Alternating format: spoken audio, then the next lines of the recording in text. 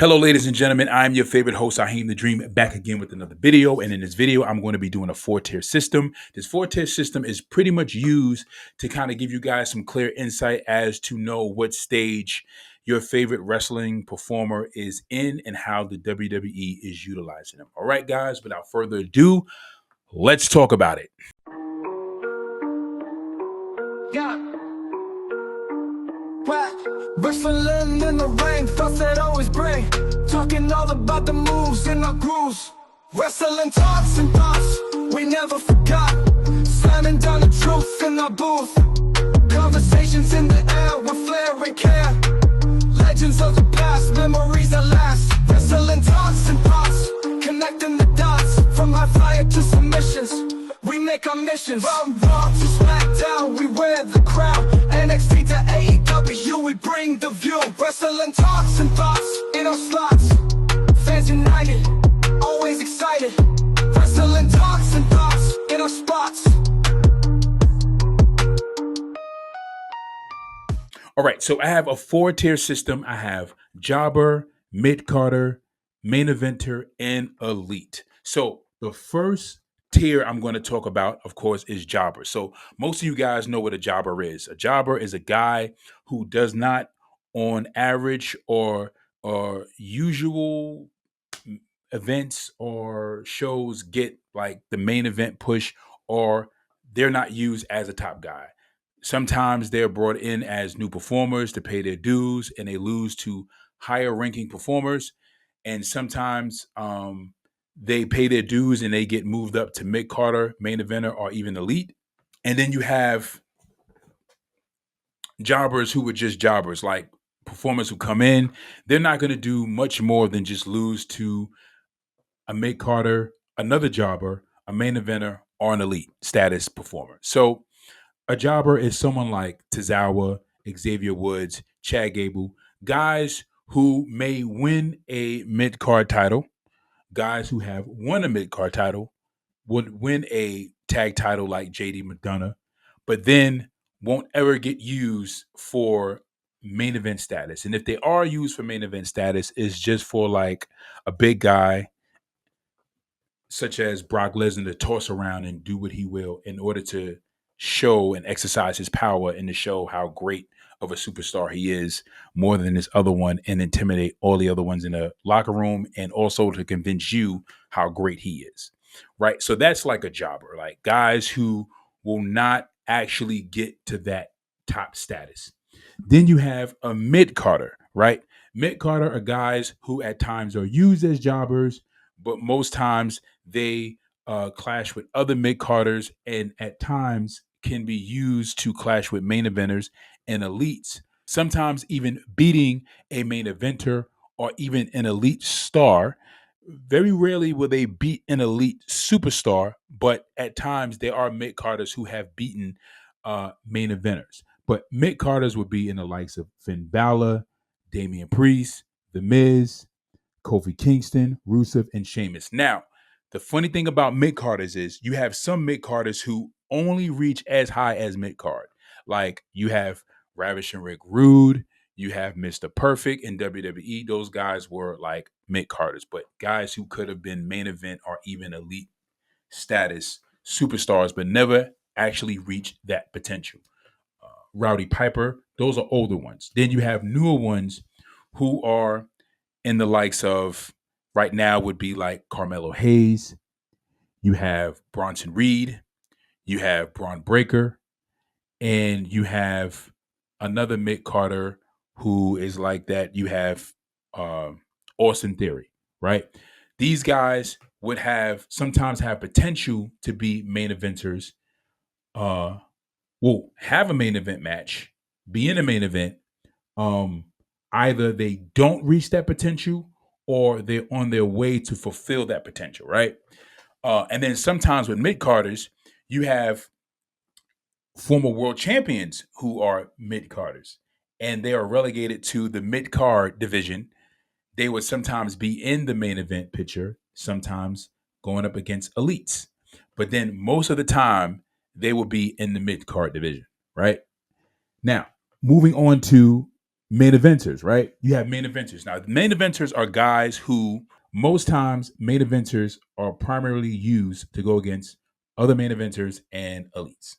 And these guys are used to help push the show and help sell the show a lot more because they prove themselves to be more than a jobber, to be better than a mid carder, but also used at the top ranking, right? And this will kind of help you guys get into the mind frame of how Drew McIntyre is being used and how Kevin Owens was being used, right? So Drew McIntyre would win a world title, a WrestleMania over not too long ago. But he would lose the belt to a cash in of Damian Priest, right? Damian Priest, who used to be a world heavyweight champion, was now pushed back down to being a mid carder, right? Drew McIntyre, on the other hand, who is a former world heavyweight champion, was not pushed down to being a mid carder, but is constantly being pushed in the main event, right? Big matches with CM Punk, Cody Rhodes, and other performers, right?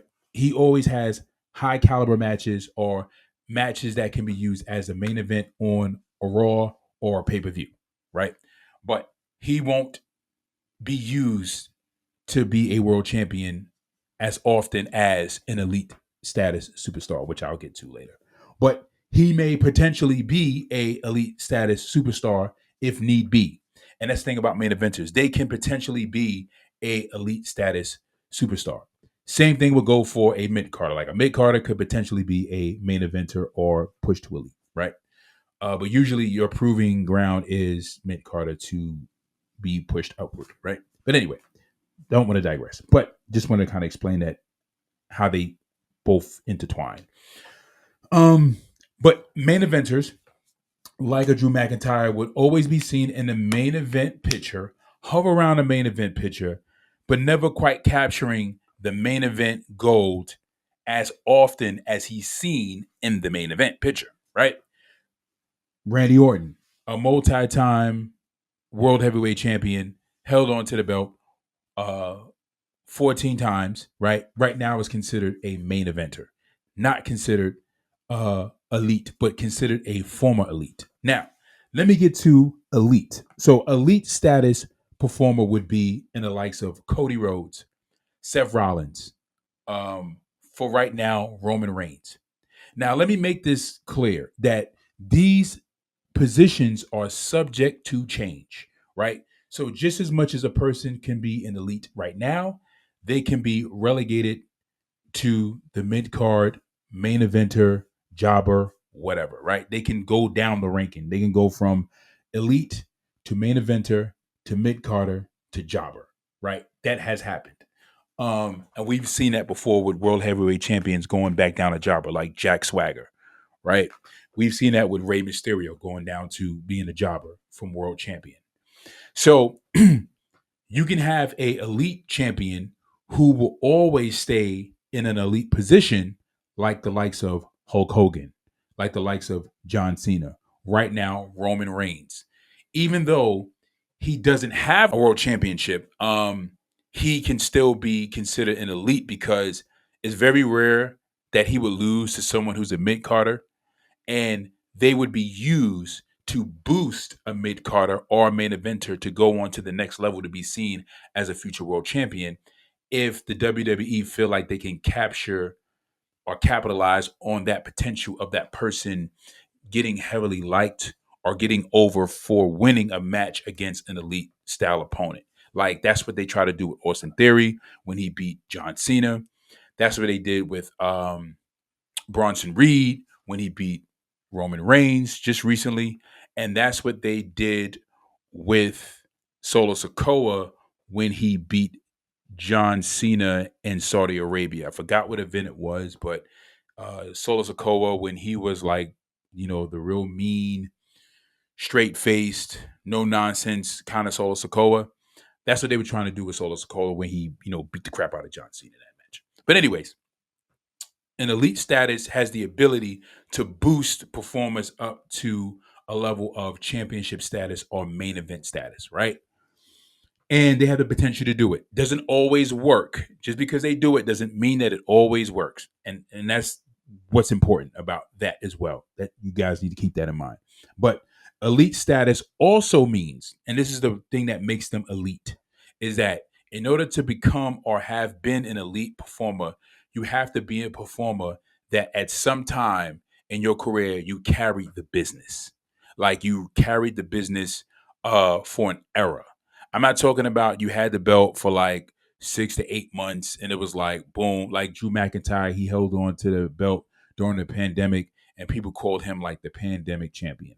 I'm talking about somebody like John Cena, somebody like Randy Orton, somebody like Triple H, somebody like The Rock, somebody like Stone Cold Steve Austin, somebody like Hulk Hogan, somebody like Bruno Sammartino, somebody like Ric Flair, somebody like Pedro Morales, Bob Backlund. Like these are guys.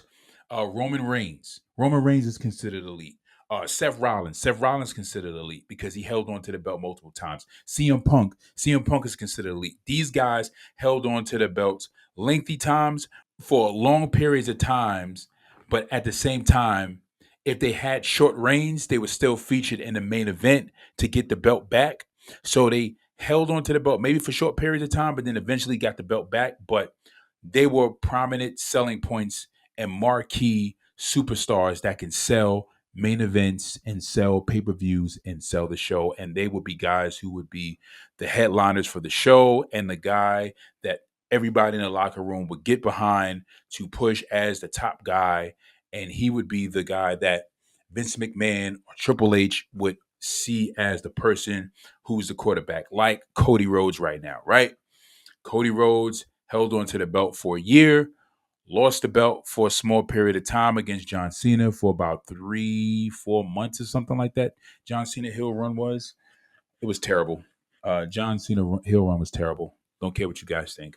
And Cody Rhodes has the belt back. Why? Because he's considered a quarterback right now for the WWE. He's the guy that Triple H has handpicked to now run the promotion as the selling point and the marquee superstar.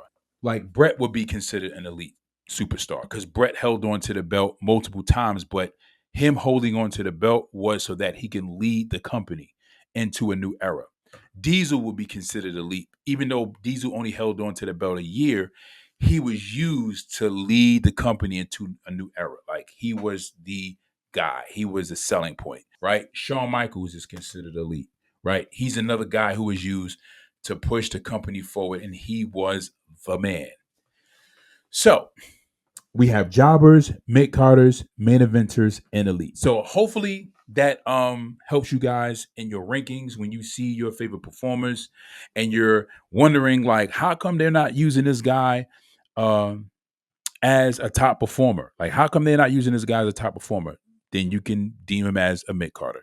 Then when you see this guy hovering around the main event picture, like Kevin Owens, who's been around the main event picture for a very long time and has not won a world title since his last world title victory, which was for the Universal title. When you don't see your favorite performers winning world titles and they're being relegated to a certain spot in the position and they're not like really being pushed to really like actually make it over that hill or cross that line, then you can say, oh, he's just a main eventer.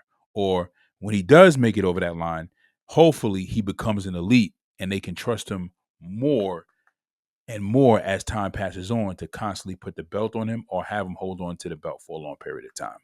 Like even with Gunther. Gunther's a perfect example of a guy who's going to eventually be elite. Like his Intercontinental title reign was historical. Now he is a two-time world heavyweight champion already, right? And we can see he's being primed in position to be an elite superstar to eventually coming back, win it again. All right. So hopefully that helps you guys. I like to kind of do things, structurally, most of the time, kind of organize it a little bit. That's just my OCD brain. But if you guys really like this video, give me a thumbs up, drop a comment in the comment section below, subscribe to the channel, check out all of my videos, and I will see you guys later. Peace.